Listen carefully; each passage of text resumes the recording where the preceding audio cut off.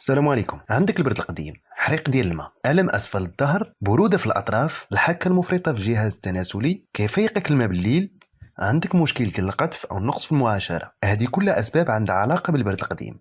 أجي بعدا نعرفوا شنو هو البرد القديم. البرد القديم عبارة عن ميكروبات وفيروسات وكذلك التهابات في الجهاز التناسلي، هو اللي كيدير لنا هاد المشاكل كلها. ببساطة الحل هو هاد المضاد الحيوي الطبيعي من تعاونية جبال سوس، اللي هو وصفة البرد القديم، اللي عبارة عن أعشاب وعسل حر. من ضمن هاد الأعشاب عشب التقنديش، القص الهندي، حياة النفوس والحبة السوداء وبعض الأعشاب الأخرى. هاد الوصفة تبارك الله عالجات بزاف ديال الناس واستافدوا منها. ناس كانت عندهم مشاكل ديال البرودة، ناس كانت عندهم مشاكل ديال الظهر، ناس كانت عندهم مشاكل ديال الآلام الخصيتين. وهاد الوصفة كيف ما سبق وقلنا استافدوا منها بزاف ديال الناس وعالجاتهم. واللي بغى يتواصل معنا ما عليه إلا بالضغط على الرابط أسفل الفيديو.